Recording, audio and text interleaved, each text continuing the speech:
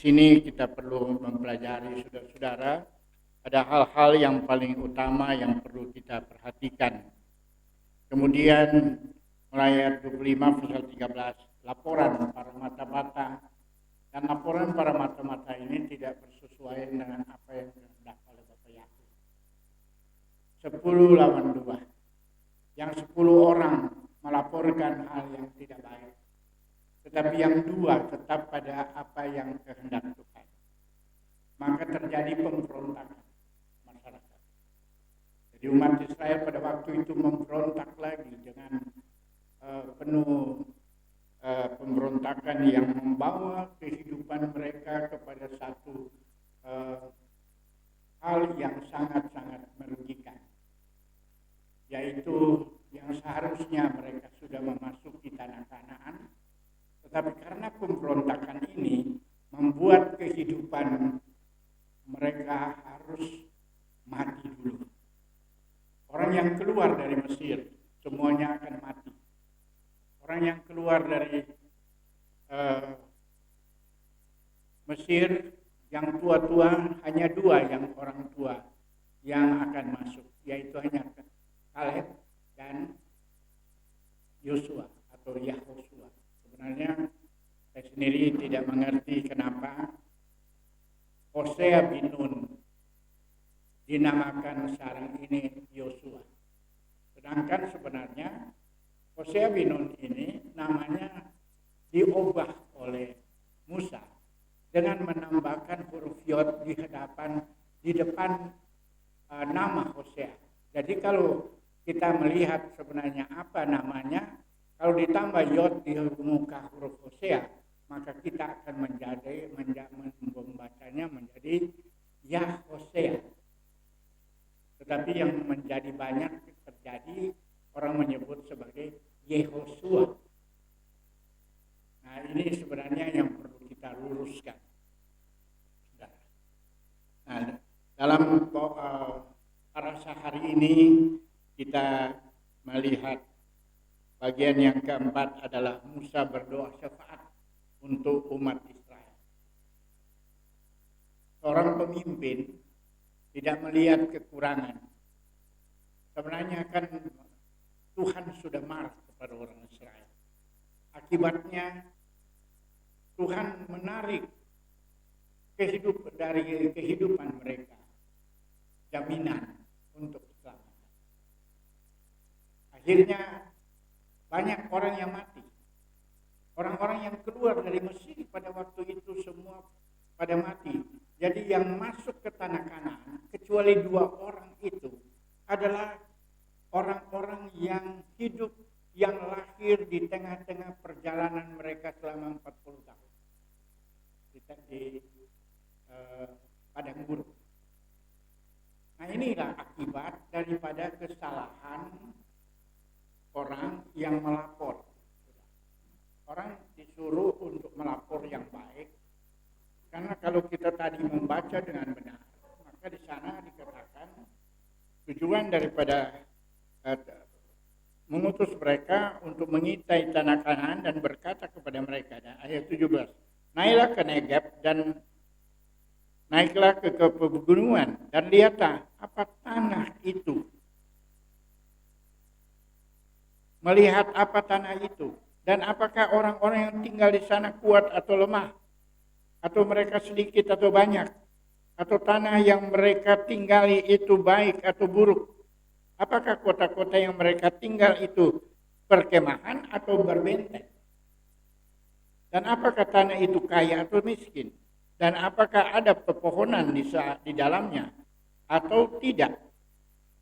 Bersabarlah dan bawalah sebagian dari buah-buahan dari negeri itu. Sekarang waktunya adalah musim anggur.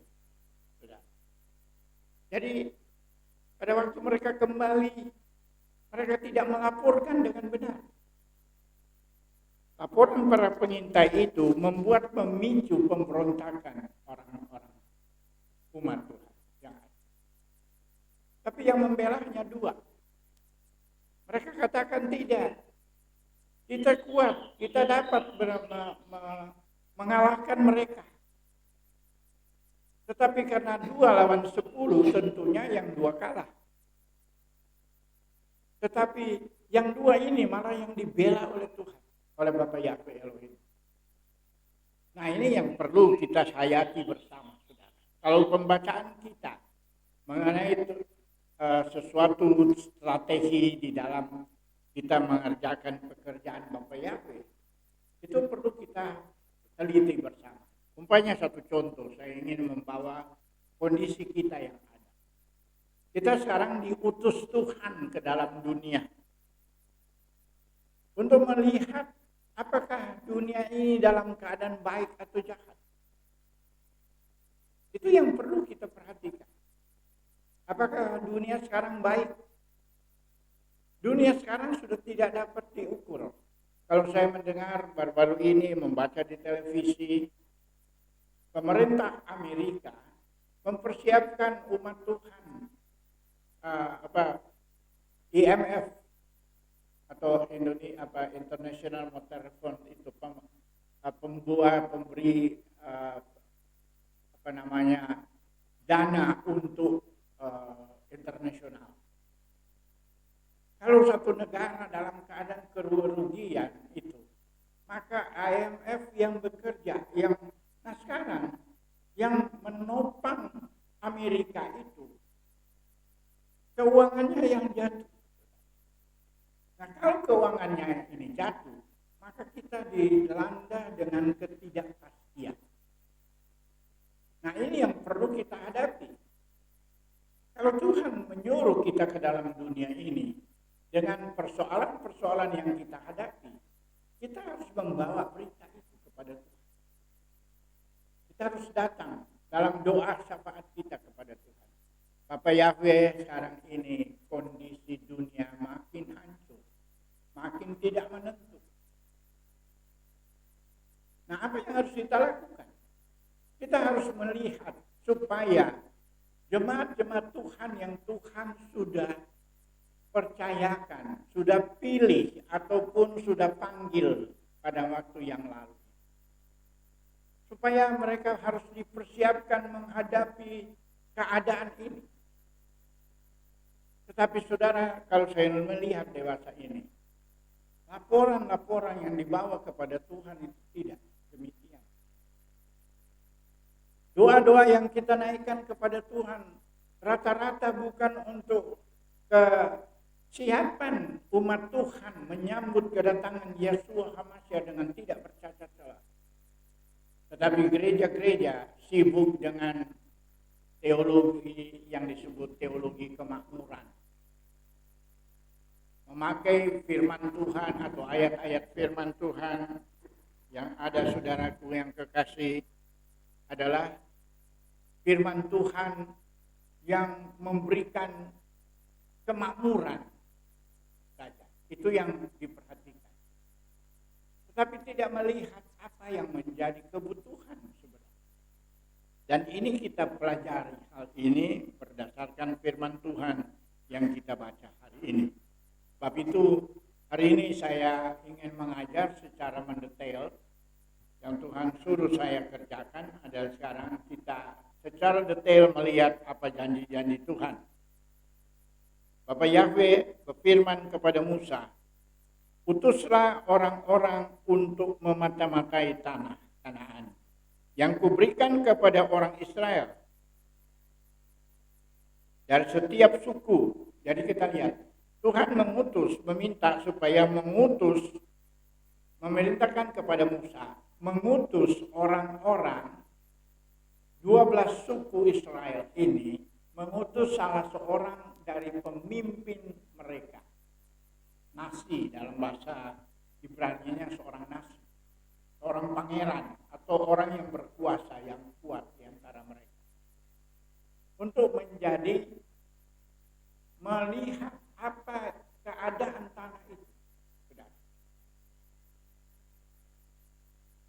Itu yang pertama.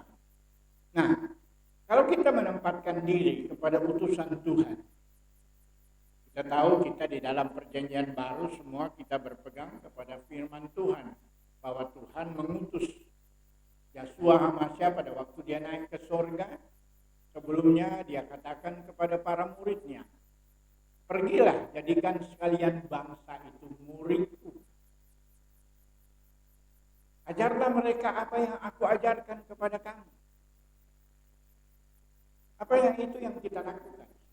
Kita melihat, jadi saya mau ambil bandingan apa yang diperintahkan Tuhan kepada Musa terhadap orang Israel untuk menduduki tanah Kanaan. Dan saya percaya kita sekarang bukan lagi akan menduduki tanah Kanaan yang ada. Yang tanah Kanaan itu ada yang ada tentunya yang kita tahu tanah Kanaan itu yang kita sebut sebagai tanah perjanjian itu. Tanah perjanjian yang akan kita duduki kalau berdasarkan firman Tuhan di dalam Ibrani pasal yang ke-12, di sana dikatakan ayat 22. Adalah Yerusalem surgawi. Bukan lagi Yerusalem yang ada di Israel saat ini atau yang ada di tanah Palestina itu. Nah, ini yang perlu kita sama-sama lihat. Bahwa Yerusalem surgawi adalah tujuan kita.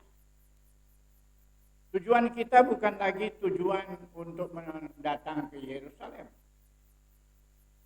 Memang kalau saudara ada uang silakan berkunjung ke Israel. Kalau saya mau berkunjung ke sana selalu saya pilih waktunya adalah waktu kalau tidak di zaman pada waktu terjadi perayaan Shavuot atau perayaan Pesak, perayaan Shavuot dan perayaan Sukkot, itu 3 hari yang Tuhan suruh kita tahu. Tapi kalau kita baca di dalam firman Tuhan di dalam Ibrani pasalnya yang ke-12,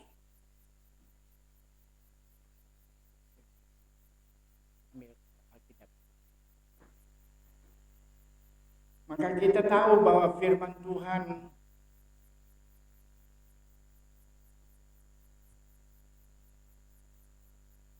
saya bacakan dulu di dalam firman Tuhan apa yang ditulis di dalam Ibrani pasalnya yang ke-12 itu. Ibrani pasal 12 ayat 22 mengatakan apa, saudara? Ibrani pasal 12 ayat 22 berbunyi,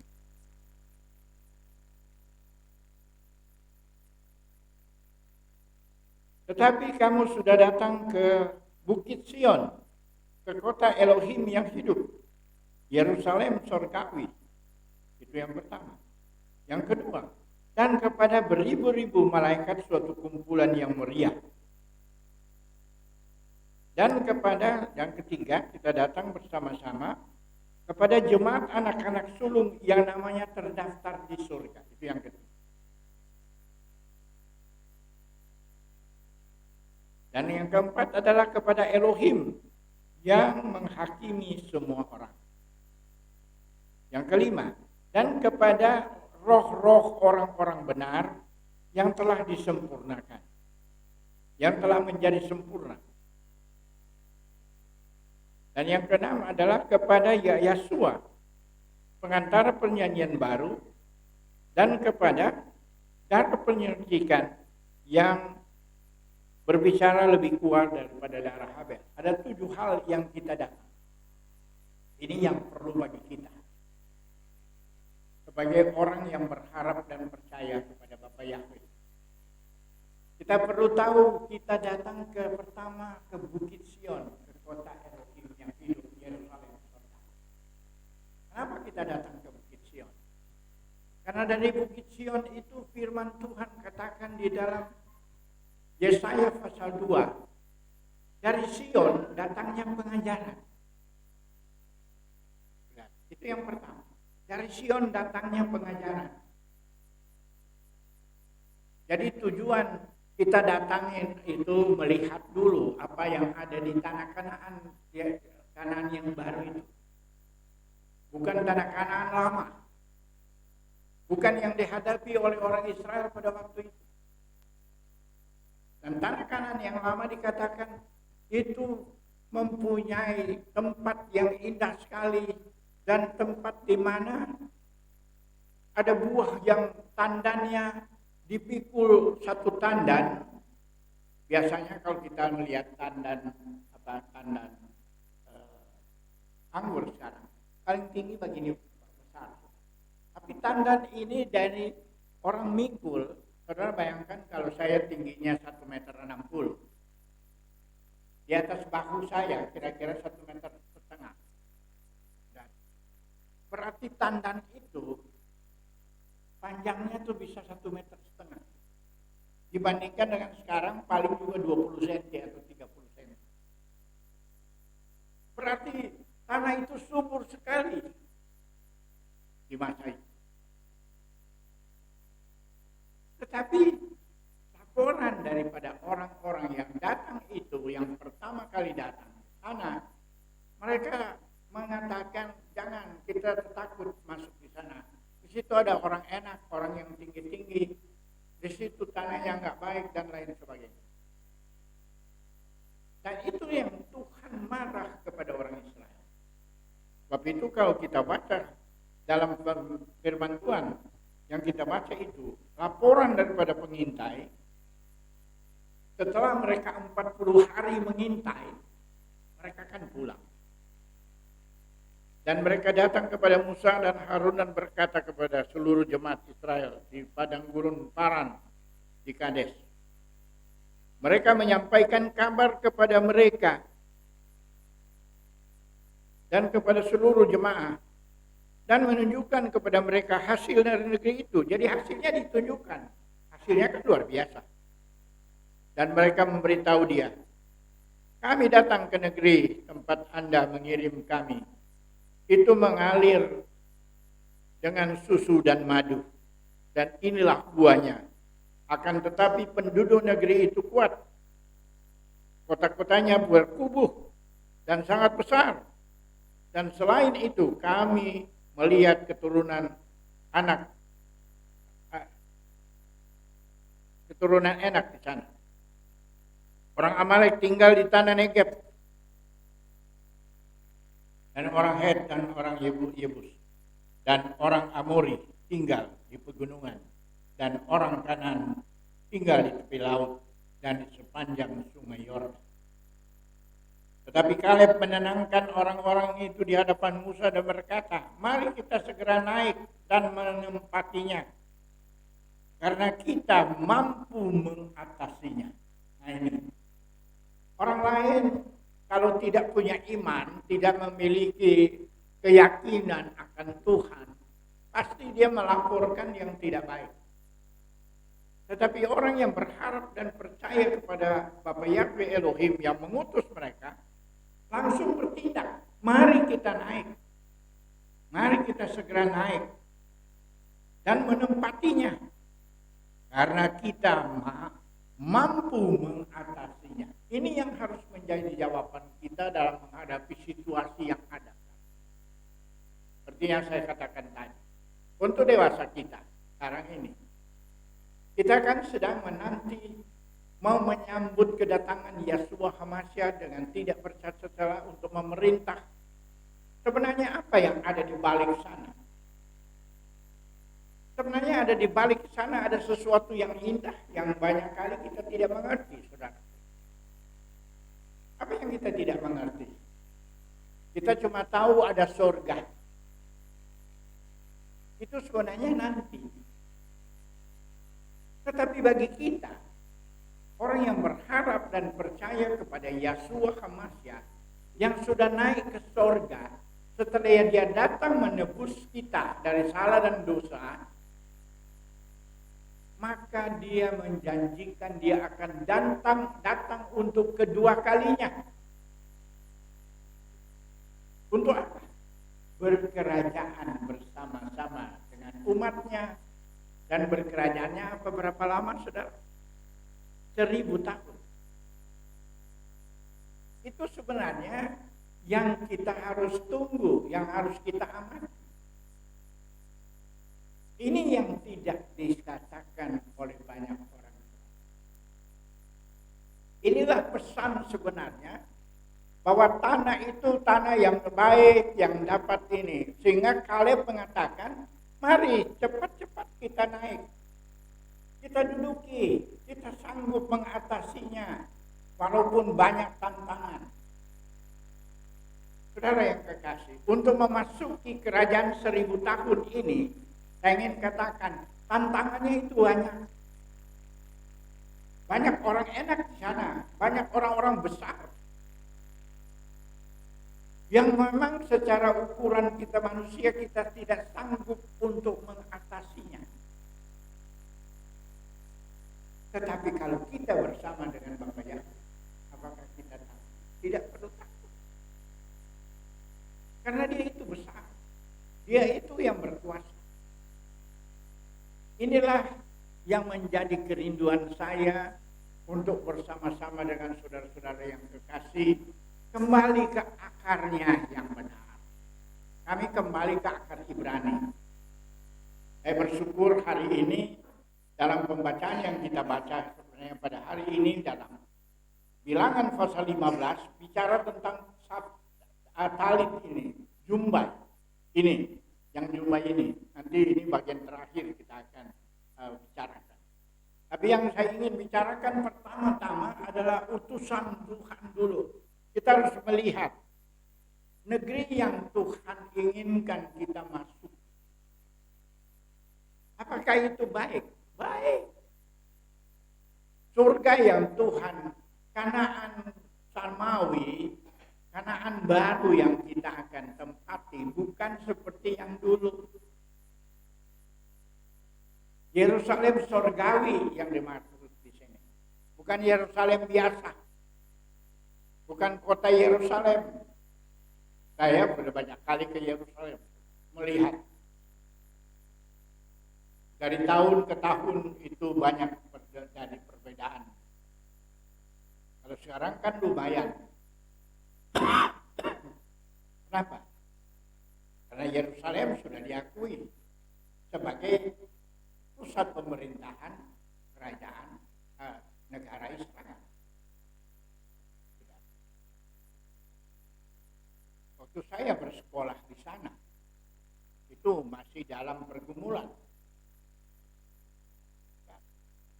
Tapi bagi kita harus melihat rencananya Bapak Yahweh itu luar biasa. Yang saya ingin sampaikan adalah keterangan yang harus kita sama-sama teliti atau melihat saudara, adalah apa yang dimaksudkan oleh Bapak Yahweh untuk kita. Jangan sampai kita salah.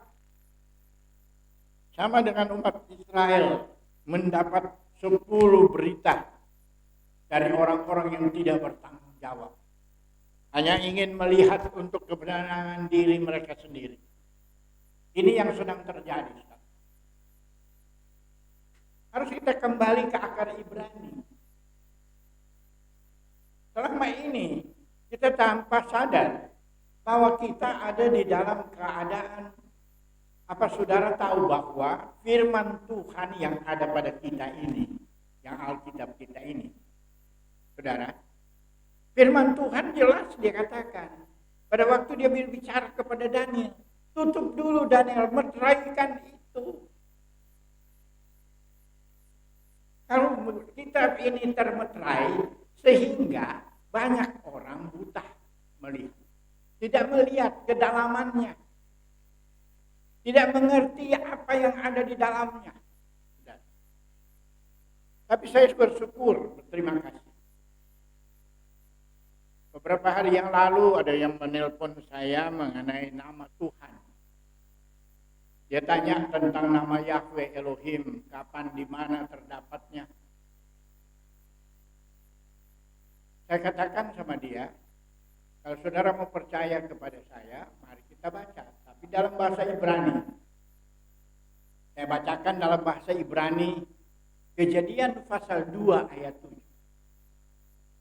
Kejadian 2 pasal 7 di sana diterangkan, dikatakan pada waktu Tuhan membentuk manusia.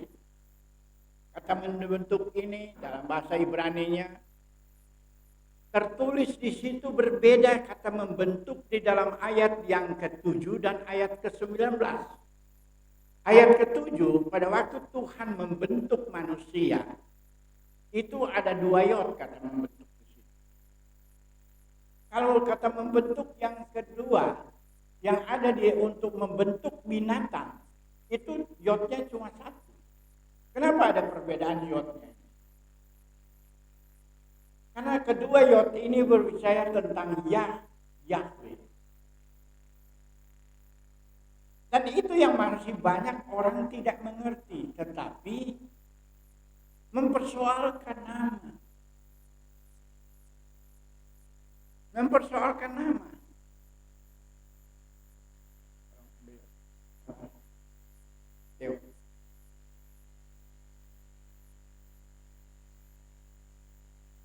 Tidur. Di dalam tidur kita, atau di dalam ibadah kita beribadah hari Sabat itu ada 3 kali. Pertama pada hari Jumat petang, yaitu kita yang namanya ibadah pertama kita adalah Erev Sabat atau membuka Sabat. Tetapi pada waktu penutupan Sabat nanti sore ini, maka kita ada ibadahnya namanya Haftalah. Banyak teman-teman saya yang belum memiliki acara ini dan tidak pernah membaca isi daripada Haftalah. Nah, tahu isi daripada Haftalah itu? Yang pertama, itu terdapat di dalam kitab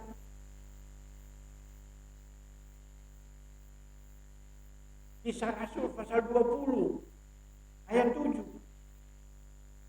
Pada hari pertama dalam minggu itu, murid-murid berkumpul dan untuk memecahkan roti.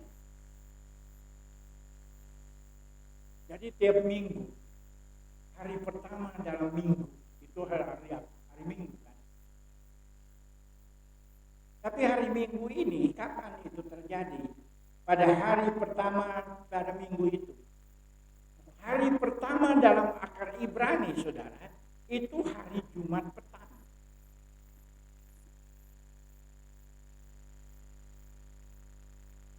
Nah, bukan hari Jumat petang. Sebenarnya hari pertama pada minggu itu adalah mulai pada hari Sabtu sore, jam 6 sore, maka itu disebut hari pertama. Jadi hari pertama ini maksud nanti malam, bukan besok. Yang kita sebut hari Minggu, bukan. Itu sebenarnya petangnya Sabat. Nah, pada petang Sabat, apa yang dibaca oleh orang Israel? Apa ibadah yang dilakukan oleh Yeshua Masih?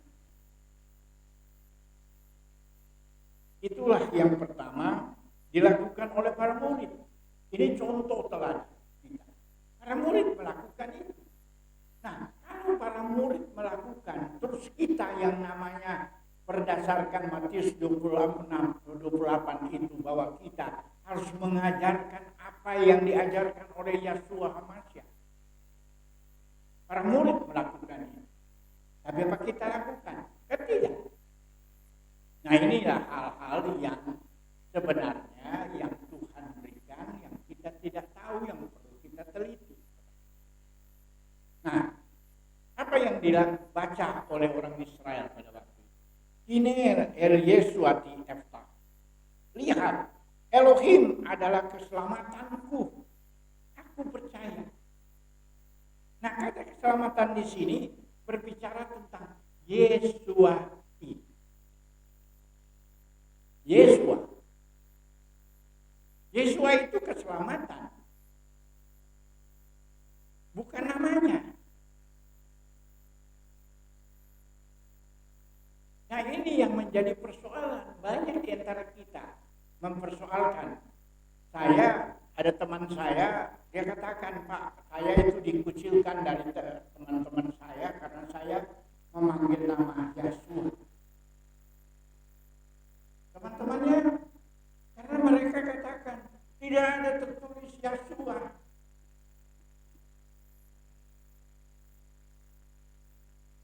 Karena tidak ada tertulis, memang tidak ada. Yang membuat tidak ada, kenapa? Siapa yang tidak membuat tidak ada? Yang orang Israel sendiri. Tapi saya belajar, bukan hanya belajar di kulit saja. Saya memperdalam. Saya kebetulan dulu bisa bertugas di lingkungan Lembaga Alkitab Indonesia. Itu membuat saya lebih dekatkan diri saya kepada umat Israel karena saya menemukan firman Tuhan yang mengatakan di dalam Roma pasal 9 ayat 4, kepada orang Israel sudah dipercayakan firman Tuhan. Ini yang hilang. Bukan kepada orang Amerika dipercayakan firman Tuhan, bukan kepada orang Belanda dipercayakan firman Tuhan, tetapi kepada orang Israel. Bahkan ibadah, bukan ibadah yang dibawa oleh orang-orang Jerman ke Indonesia atau orang-orang Belanda ke Indonesia. Tetapi orang Israel punya ibadah, ada ibadahnya sendiri, seperti kita ibadah hari Sabat ini. Yang saudara kan dibawa ibadahnya hari apa? Hari Minggu. Di mana ditulis? Nah, ini yang perlu kita lihat. Isi daripada rencana Bapak Yahweh itu. Ini bukan yang lain-lain. Bukan terlalu besar. Sama dengan teman-teman saya mengatakan, aduh, bro, jangan melampaui, jangan itu terlalu, Anda itu cuma sedikit. Nggak bisa melawan raksasa. Orang enak yang ada yang ditemukan oleh orang-orang Israel pada waktu itu. Itu juga gambaran banyak kehebatan-kehebatan yang ada. Siapa yang melawan gereja Katolik yang begitu besar, yang sudah berdiri sejak tahun 330-an? Setelah Konstantin berdiri kan baru resmi agama ini.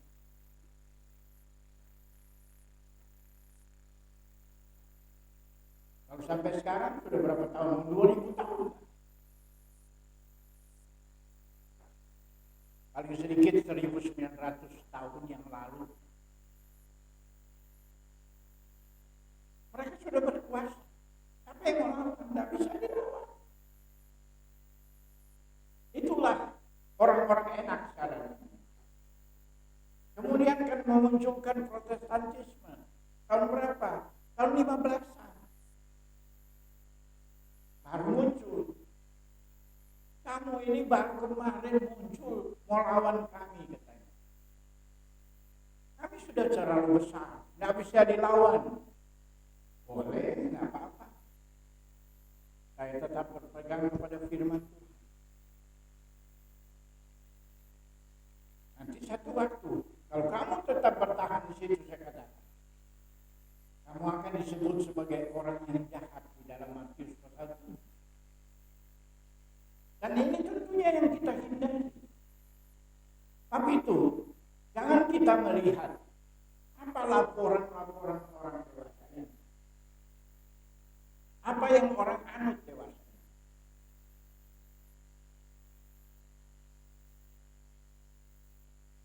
Orang berkata, kamu punya sekolah tinggi teologi enggak? Saya bilang, saya enggak punya, kami belum punya. Tapi kami ada yeshiva. Kami belajar bersama.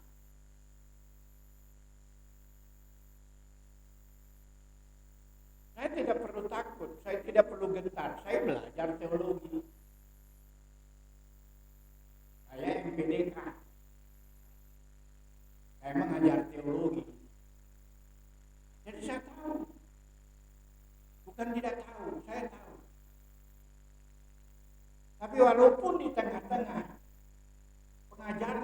dulu saya berusaha untuk memberikan yang terbaik yang daripada Bapak yang saya berikan. Saya bersyukur kemarin adik saya yang sekarang sebagai salah satu ketua dari 3 ketua besar di Kekristenan menelpon dan saya berikan kepadanya firman Tuhan kemarin.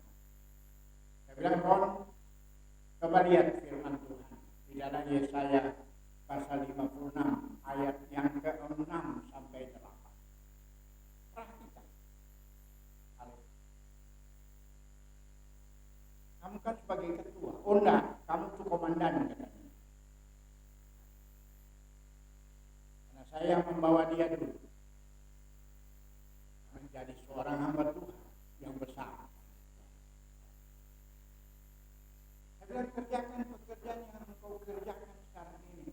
Tapi jangan lupa kebenaran firman Tuhan itu harus kita tegakkan.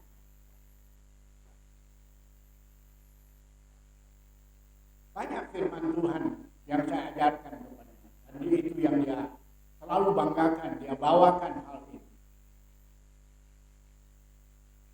Dan bukan hanya itu sebabnya saya ingin katakan bahwa kita sekarang ini, kalau Tuhan perhadapkan sebagai orang percaya di akhir masa, kita harus melihat dulu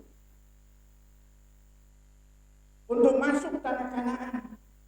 Sebelum umat-umat masuk ke tanah Kanaan, ada putusan-putusan Tuhan. Sebelum kita masuk ke surga, sebelum kita memasuki rencana Bapa Yahweh di pintu surga, sebelum kita masuk surga, ada waktunya dulu 1000 tahun Tuhan datang berkerajaan dalam kehidupan kita. Ini yang saya ingin sampaikan. Kalau Tuhan mau merencanakan di dalam kehidupan kita, dia datang untuk berkerajaan dengan kehidupan kita selama 1000 tahun. Mau nggak saudara? Kita sekarang sebentar lagi tahun 2024 kita menghadapi pemilu lagi. Sekarang ini orang lagi pusing. Saya dapat berita kenapa terlambat orang mendaftarkan, karena lagi cari-cari itu caleg. Itu katanya. Karena untuk mendaftarkan harus calegnya ada kategorinya kan, berapa persen perempuan harus ada. Nah ini banyak para partai yang belum punya. Lagi cari-cari. Jadi tinggal punggu sana, punggu sini, ambil. Bab itu mereka yang cuma ambil sana, ambil sini, apa berbobot? Tidak berbobot. Tidak dilatih pertama-tama. Mereka harus tahu kedudukan mereka apa. Dan kita sudah lihat kegagalan-kegagalan yang terjadi. Dan kita harus belajar dari kegagalan mereka. Kegagalan umat Tuhan yang terjadi waktu lalu harus kita pelajari.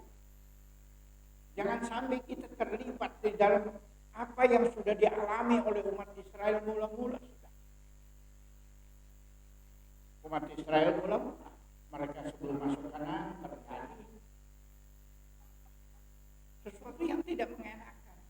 Orang-orang yang dibawa keluar dari Mesir kan punya kerinduan masuk ke Kanaan. Tapi dosa pemimpin mereka, ini kan bukan semua yang menjadi melaporkan. Kan dia hanya satu dari satu suku.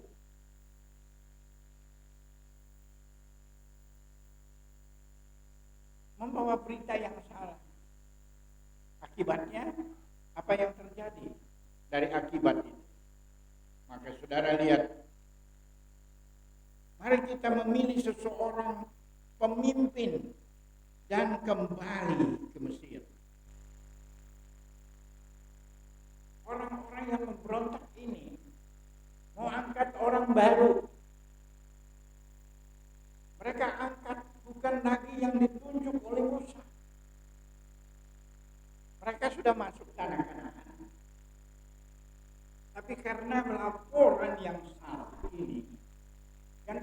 membesar-besarkan.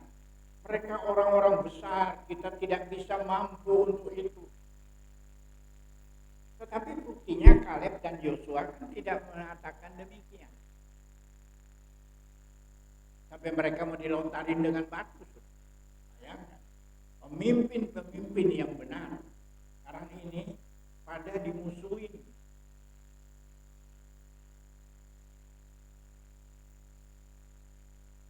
Saya katakan kepada seorang yang datang bertanya pada saya beberapa hari yang lalu. Anggota Bapak sudah banyak. Saya bilang hitung dengan jari aja. Oh, kami kan sudah banyak, sudah berlimpah. Satu kampung aja kami sudah punya gereja sampai 2-3. Berarti itu banyak. Saya bilang walaupun Anda banyak, tetapi apakah Anda mau seperti yang 10 orang yang melaporkan yang tidak benar kepada Musa?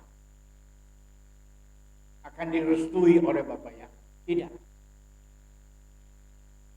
Karena itu kan ada ayat yang akan menunjang hal ini. Apa yang dikatakan di dalam Yesaya, apa yang dikatakan di dalam Matius pasal 7 itu, ayat 20-an ke atas, dikatakan apa? Tidak semua orang memanggil aku Tuhan, Tuhan masuk di dalam kerajaan. Kerajaan yang mana? Yang pertama ada kerajaannya, yaitu kerajaan 1000 tahun. Itu aja dulu, masuk. Kalau nggak masuk, kenapa tidak masuk? Karena kita membuat kejahatan. Diproteskan oleh orang-orang itu. Bukankah kami yang sudah melayani di sana, Tuhan? Bukankah kami yang sudah menumpangkan tangan ke atas orang sakit sembuh? Itu kan sudah Pentakosta, aliran yang menyembuhkan orang sakit, tumpang tangan. Datang lagi yang lebih hebat. Kami sudah bernubuat. Jadi ada gereja-gereja yang sudah bernubuat sekarang ini. Kan pikir sudah bernubuat, sudah selesai di situ, belum. Ini yang perlu kita hayati bersama. Kita harus melihat secara bersama apa yang dimaksudkan oleh Bapak Yahweh untuk kita. Belum tentu saudara punya gereja sudah bernubuat baru bahwa itu bisa masuk dalam kerajaan. Kalau saudara melakukan kejahatan, tidak melakukan kebenaran firman, bagaimana? Beribadah tidak sesuai dengan ibadahnya, yang sesuai dengan firman Tuhan, bagaimana terjadi? Nah, ini yang perlu kita perhatikan. Kita jangan jatuh untuk kedua kali seperti orang. Ini kan menjadi contoh. Firman Tuhan hari ini menjadi contoh bagi kita di akhir masa. Mari kita jadi seperti Yosua bin Nun dan Kaleb. Ada 2 suku. Suku Yehuda dan suku Efraim. Yosua bin Nun itu orang Efraim loh. Kaleb itu dari Yehuda. Ada 2 suku yang akan memimpin nanti. Dan itu yang ditulis dalam firman Tuhan.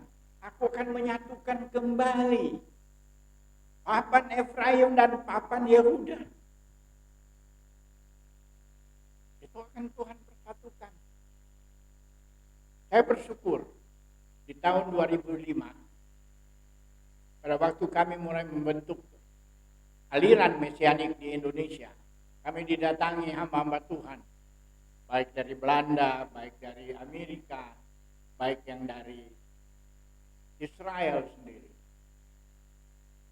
Dan pada waktu ada orang Israel datang, dia tanya sama saya, Anda tahu bahwa saya dengar Anda adalah keturunan Israel. Itu laporan Ibu Erna kepada saya. Saya bilang, ya. Dari mana kau tahu bahwa kau ada keturunan Israel? Dari kakek saya. Saya bilang, saya umur 10 tahun. diajar oleh kakek saya Sema Israel. Walaupun dia seorang pendeta dari Gereja Barak Keselamatan di Indonesia. Dia salah satu pendiri Barak Keselamatan. Karena dia satu-satunya orang Indonesia yang mendapat bintang pendiri Gereja Barak Keselamatan di Indonesia. Mengajar saya, mengajar kami, cucu-cucunya pada waktu itu. Untuk mengucapkan, saya waktu itu umur 10 tahun. Dia katakan, jangan dibilang-bilang ya bahwa kita ini termasuk golongan orang-orang Israel. Nanti kamu dimusuhin. Saya masih teringat, pada waktu tahun 2002, kami kembali kepada akar Ibrani. Saya bersama-sama Ninoy di Manado, saya datangin omanya. Omanya mengatakan pada saya, jangan sebut itu. Pak, orang tua saya melarang untuk menyebutnya. Saya katakan kepada dia sama karena dengan saya juga. Tapi ini waktunya. Yang Holocaust itu sudah lama. Sudah 50 tahun yang lalu. Jadi sudah nggak berlaku lagi. Nggak usah kita takut. Ini saatnya. Kita maju melayani itu. Dan betul-betul terjadi sudah. Kami boleh melakukan kehendak Bapa Yahweh. Walaupun kami mengikuti aliran masing-masing. Kalau dia mengikuti reformat Yudaisme. Kalau saya Nasrani. Karena Nasrani itulah jemaat mula-mula yang ada di Yerusalem. Bukan Kristen. Kristen tidak muncul di Yerusalem. Kristen muncul di Antioquia. Itu di luar negara Israel. Itu di luar tanah perjanjian dia muncul. Saya harus belajar. Dan itu yang benar. Kalau yang benar, saya katakan benar. Kalau kita salah, kita harus katakan kita salah. Kita tidak boleh menutupi hal ini. Kenapa tidak pilih? Teman saya mendirikan Judeo Christianity. Tapi tidak berkembang. Tidak beribadah seperti ibadah yang kita harus lakukan. Saya beribadah pakai kipas, saya beribadah pakai talit. Itu firman Tuhan. Saya bawa di bawah kupah. Saya punya Torah. Saya punya shofar. Kita menjalankan firman Tuhan ini sesuai dengan apa yang dijanjikan Tuhan. Terima kasih. Hari ini juga masih diikuti mereka dari Papua ada. Mereka dari Bali ada. Mereka dari Palangkaraya ada. Dari Jakarta ada. Dari Nias ada hari ini. Dari Batam ada. Bahkan kakak saya di Amerika, tengah malam mereka, sekarang ini jam 12 malam bisa. Mereka ikuti. Dan ini yang perlu kita perbaiki. Sebagai utusan Tuhan untuk masuk ke dalam kerajaannya. Kita perlu masuk dengan cara yang Ibrani pasal 12 menjadi patokan dasar. Kamu sudah datang ke Yerusalem. Kemana?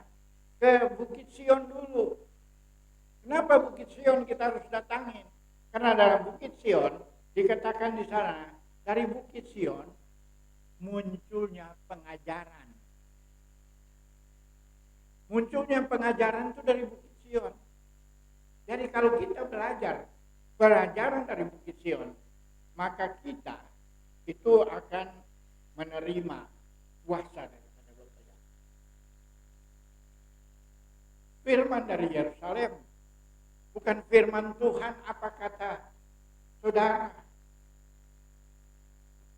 Kami mengangkat firman Tuhan setiap minggu itu, setiap sabat itu bukan berdasarkan apa yang saya ingin bawa. Bukan. Saya tunduk kepada apa yang diikuti oleh Yesus. Seperti kebiasaannya, kan ditulis tadi. Kita baca masuk sebagaimana kebiasaannya. Setiap hari sabat dia masuk sinagog, membacakan firman Tuhan. Itu yang kita kerjakan. Supaya ini adalah bagian. Jadi ingat, Ibrani pasal 12 ayat 22, 23 dan 24 menjadi patokan dasar kita untuk masuk pada rencana Bapa Yahweh. Bagaimana? Datang dulu ke Bukit Sion, ke kota Elohim yang hidup, dan kepada beribu-ribu malaikat suatu kumpulan yang meriah. Karena kita beribadah saat ini, di mana saudara berada? Sebelum kita beribadah, malaikat Tuhan di surga, malaikat yang tidak jatuh.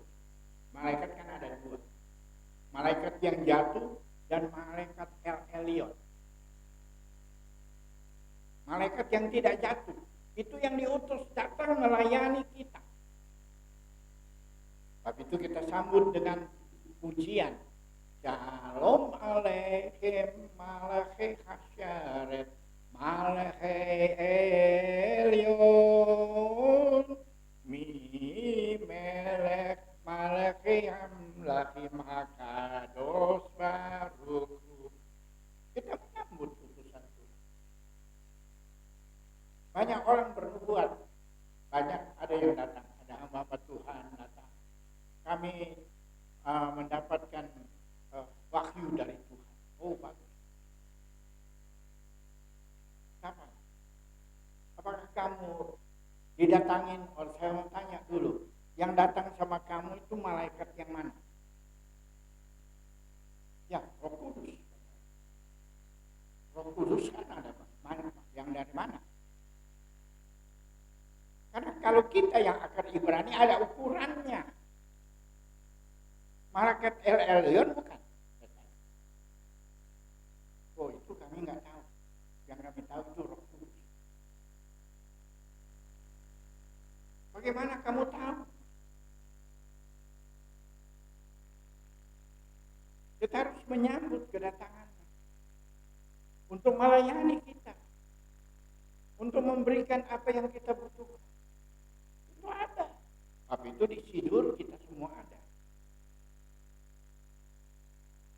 Saya bukan hanya mengutamakan khotbah.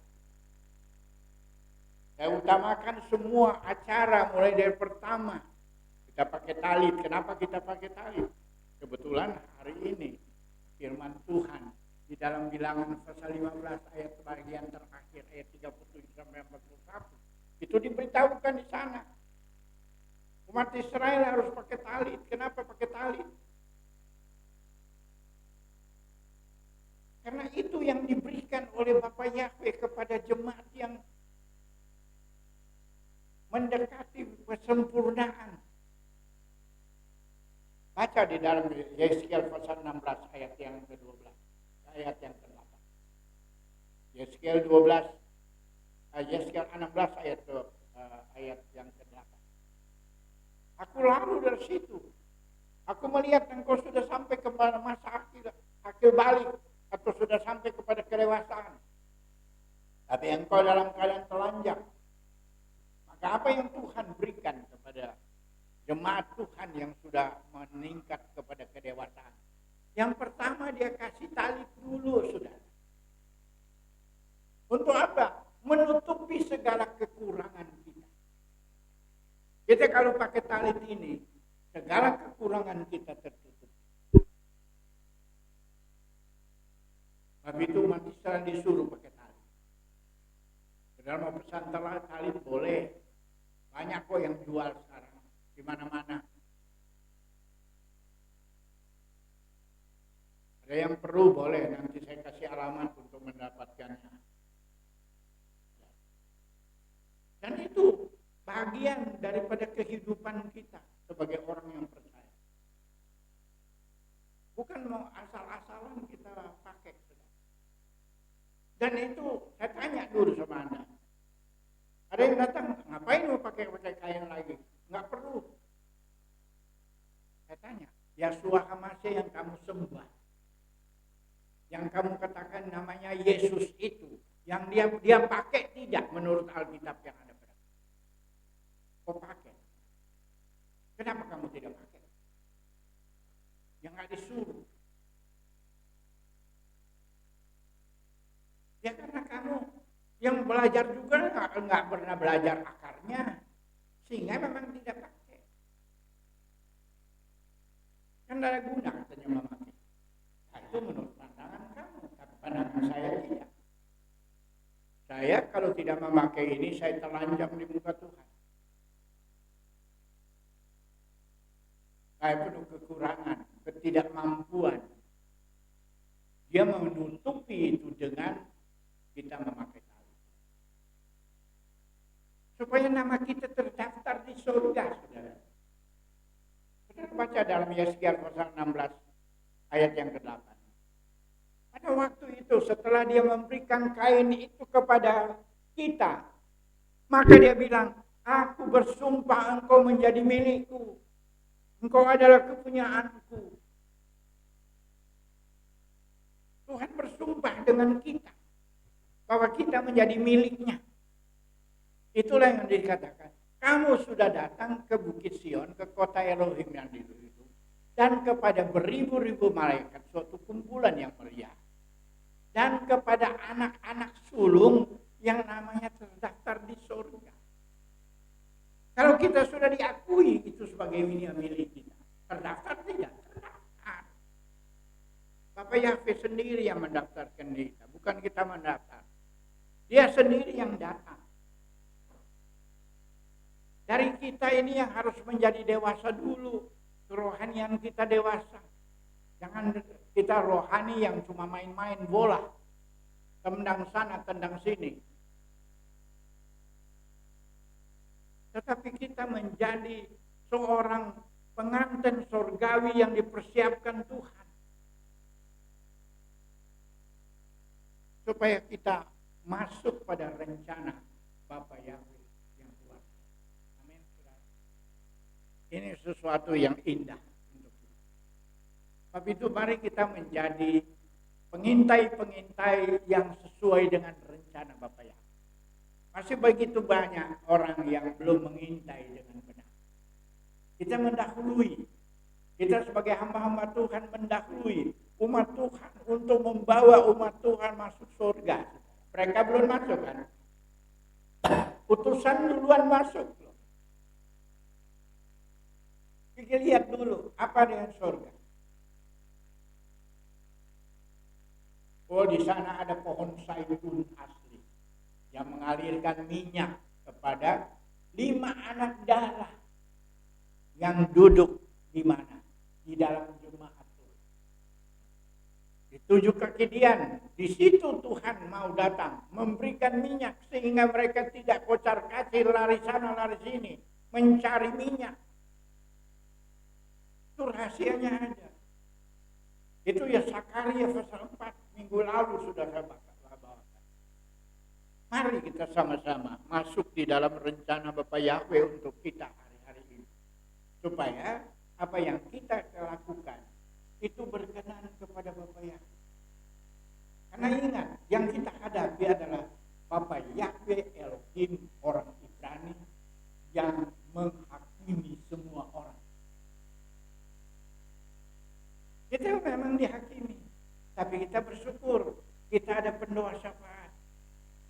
Yahshua HaMashiach yang lagi duduk di sebelah kanan Bapa Yahweh saat ini mau bersyafaat terus untuk kita. Kalau kita dalam kekurangan, ampuni dia Bapa. Dia lagi sudah melanggar rencana. Ada yang membela kita. Tapi itu kita percaya janji Tuhan ya dan amin. Tapi itu saudara yang sakit di rumah, tak usah takut. Kalau saudara sakit karena memang pelanggaranmu, terima sakit itu dan katakan, walaupun saya sakit Bapak Yahweh, saya mau melayani. Saya bukan mau marah-marah kepadamu karena engkau tidak mau melihat saya dalam keadaan sakit. Nggak tahu dia sendiri yang salah. Dia tinggalkan pekerjaan Bapak Yahweh. Banyak orang yang begitu. Meninggalkan Bapak Yahweh. Meninggalkan pelayanan. Karena kepentingan diri. Mau apa lagi kita dalam dunia?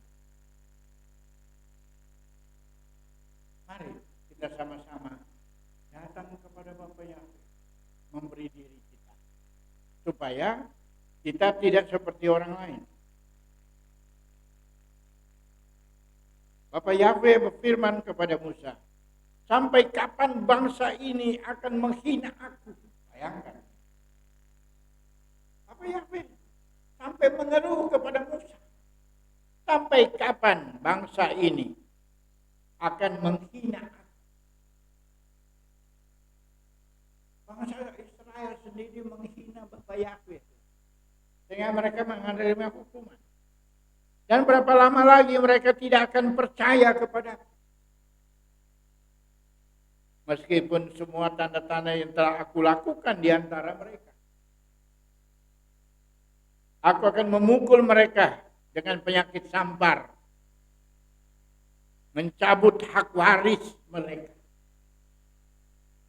Dan aku menjadikanmu suatu bangsa yang besar. Dan lebih kuat daripada mereka. Orang yang melawan dia. Di sini dia bilang, aku angkat hak waris mereka. Sebab itu kita bersyukur. Banyak bangsa Israel banyak yang diangkat hak warisnya. Dan diberikan kepada kita. Yang mau mengikuti sebagaimana yang saya katakan tadi. Dalam Yesaya 56 ayat 6 sampai 8. Aku akan mengumpulkan kembali mereka kepada orang-orang yang sudah terkumpul itu. Saudara yang datang berdasarkan Yesaya 56 ini, datang melayani Bapa Yahweh Elohim, penguasa alam semesta, mengasihi namanya, tidak menajiskan hari Sabat, itu yang dibawa oleh Tuhan ke gunungnya yang. Kemudian kita dapat melakukan tugas-tugas yang dilakukan oleh orang-orang Lewi. Yang ditetapkan oleh Tuhan untuk melayani Tuhan. Kalau saudara mau, mari kita bersama-sama.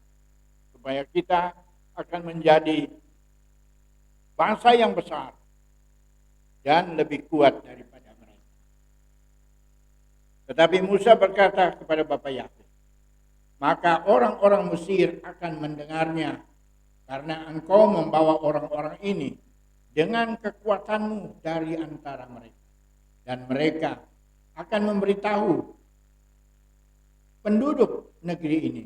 Mereka telah mendengar bahwa engkau, ya Bapa Yahweh, ada di tengah-tengah umatnya. Karena engkau, ya Bapa Yahweh, terlihat berhadap-hadapan dan awanmu berdiri di atas mereka. Dan engkau berjalan di depan mereka dalam tiang api pada waktu siang dan tiang awan pada waktu siang dan tiang api pada waktu malam. Sekarang jika kamu membunuh orang-orang ini, jika engkau membunuh orang-orang ini sebagai satu orang, maka bangsa-bangsa yang telah mendengarkan orang-orang ini yang memasyurkanmu akan berkata, itu karena Bapa Yahweh tidak dapat membawa orang-orang ini ke tanah yang dia bersumpah untuk memberikan kepada mereka, kepada bapa-bapa leluhurnya. Jadi saudara, kalau kita melakukan hal yang tidak baik, maka apa kata orang? Saya melihat ada terjadi baru-baru di Amerika. Mereka mau mengawinkan orang sesama jenis. Apa yang terjadi? Kilat menyambar gereja itu dan membakar habis. Itu, kalau itu termasuk apa yang dikatakan dalam firman Tuhan. Tuhan akan melawan mereka. Dipercayakan melayani pekerjaan Tuhan, tetapi melakukan pelanggaran yang benar-benar melanggar. Apa yang dia katakan? Apakah dihormati oleh Tuhan? Tidak. Mereka akan sendiri yang akan mengalami tindakan daripada Bapa Yahweh. Oleh sebab itu, saudara, kita harus mengerjakan pekerjaan Tuhan. Sama dengan Kaleb dalam ayat 24 dikatakan. Tetapi hamba-Ku Kaleb, karena dia memiliki roh yang berbeda dan telah mengikuti Aku sepenuhnya. Kita harus mengikuti dia sepenuhnya. Baru dia akan ada perbedaan dengan roh orang-orang yang biasa-biasa. Rohnya berbeda. Di sini kita lebih melihat rencana Bapa Yahweh itu luar biasa. Jangan pikir saudara sudah dalam alam roh, pekerjaan Roh Kudus terus sudah benar. Nah, saudara tidak mengikuti apa yang dia inginkan. Saudara adalah memiliki roh yang lain. Tetapi mari kita menjadi seperti Kaleb. Kaleb karena dia memiliki roh yang berbeda dan telah mengikuti Aku dengan sepenuhnya. Aku akan membawa ke negeri yang dia tuju dan keturunannya akan memilikinya. Sekarang karena orang Amalek dan orang Kanaan tinggal di lembah, besok kembali dan berangkat ke padang gurun melalui jalan Laut Merah. Kalau kita melakukan dengan sungguh-sungguh, Tuhan kasih jalan. Dia bilang, besok kembali dan berangkat ke padang gurun. Kita kembali. Boleh memimpin lagi. Menjadi alatnya Tuhan. Sebab itu saudaraku yang kekasih. Kehidupan kita syarat ini harus memilih. Kita mau menjadi seperti Kaleb dan Yosua, atau kita memilih seperti 10 suku Israel yang berontak kepada Bapa Yahweh. Orang-orang ini kan orang-orangnya Tuhan. Sudah jalan. Banyak kan kita yang di gereja-gereja yang lama sudah ikut Tuhan. Oh, kami sudah lakukan. Buktinya kami berdoa, Tuhan jawab. Benar. Mana lebih hebat kamu dengan umat Israel yang Tuhan sertai. Dia yang berjalan di depan. Tiap hari orang lihat awan. Tiap malam orang lihat api. Kita belum sampai begitu. Terus kita sudah mengatakan kita sudah lebih benar daripada Bapa Yahweh. Tidak. Mereka aja dipersalahkan. Itu sebabnya kita perlu melihat rencana Bapa Yahweh. Kita berdoa supaya Bapa Yahweh memberikan kepada kita apa yang kita butuhkan. Amin. Inilah firman Tuhan untuk kita hari ini. Kiranya berkat Bapa Yahweh turun atas kehidupan kita. Mari kita satu dalam doa. Baruch atah Yahweh Eloheinu melek haolam.